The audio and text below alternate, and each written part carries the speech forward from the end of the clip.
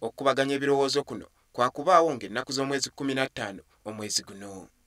Wadde nga wabadde wakyaliwo okubagana mu byogerebwa nti NRM ne pulezidenti waabwe bakyalina okwetegereza oba bakwetaba mu dibeeti eno, kimaze okukakasibwa ng'abeesimbyewo bonna bwe bakakasizza okwetabamu. Tumaze okufuna okukakasibwa nti nga tuyita mu babaka b'abakulu abo nti bajja kugira ki, bajja kubeerawo.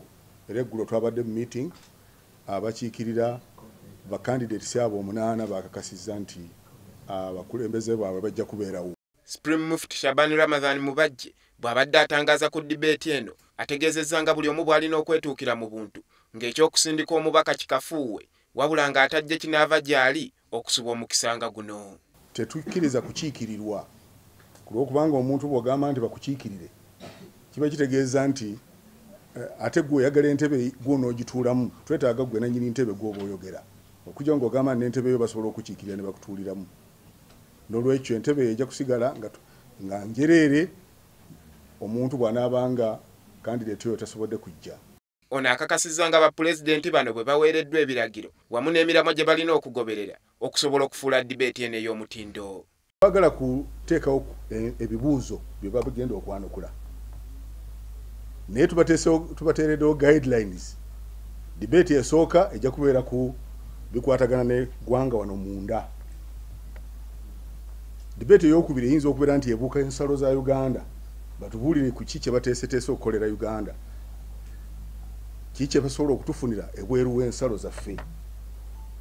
Ekyo kibawadde ekyokukola, kubanga abamu oyinza okusanga ng'oli abadde ayogera bwogezi ku ki, ku bintu ebiri mu kitundu ekyo, bannange petroli waffe, bannange emwanyi zaffe, naye tubawadde batandika kati okulowooza.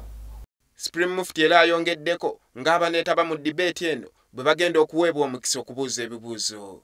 Era nti abantu nabo bagira ki, bakkirizibwa okubeera nti nabo basobola nabo okubuuza abantu abo obutereevu, kubanga kati badde candidate oba tomulaba, naye kati wuyo azze, naddala delegations ezijja okujja ne ba presidential candidates n'abantu be tuyise abangi ennyo, tuyise groups nyingi eziyinza okubeera mu dibeeti eyo nga babayitiddemu nti tulina bannabyabufuzi n'abeesimbyewo obutengerera mu ngeri yaabwe, abakulembeze b'ebibiina eby'enjawulo,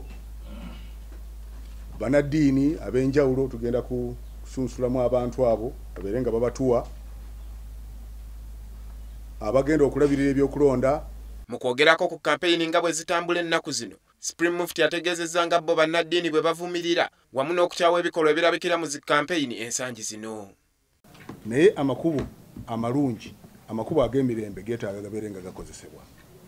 Ekigambo tiyagaasi abantu bangi bakikyawa, naye ffe tugamba nti aba security oba poliisi kireme kubeera nga kyekisooka, wabula ebeere ng'eyogera n'abantu, ekozese diplomacy, eyogere nabo bulungi okulabika nti egira ki, ebamatiza nti kye bagenda okukola si kituufu. Ate n'abantu bennyini abakuba campaign nabo bwe baba nga bakkiriziganya ku nkola eneegobererwa, nabo babeere nga bagikuuma butiriivu baleme kugimenya. Nga Inter-Religious Council bazze nga bakirambika lunye nti bakolerera kutakabanira mirembe, era bano bategeezezza nga kino kye kibateesezzawo dibeeti ey'ekikula kino ey'ekigunjufu. Wabula Supreme Mufti ategeezezza nga abantu 100 bokka okuva mu bikula n'ebitongole eby'enjawulo be bagenda okukkirizibwa okubeera ewali dibeeti eno. Eno yegenda okubeera dibeeti enasooka mu Uganda ku mutendera gw'abeesimbeewo ku bwa pulezidenti, era nga buli muntu ali bulindaala okulaba ba pulezidenti ngeri gye banaatambuzaamu dibeeti eno, nga kino okusinga kibadde kimanyiddwa nnyo mu mawanga g'ebweru. Andrew Kagwa, WBS TV, Kampala.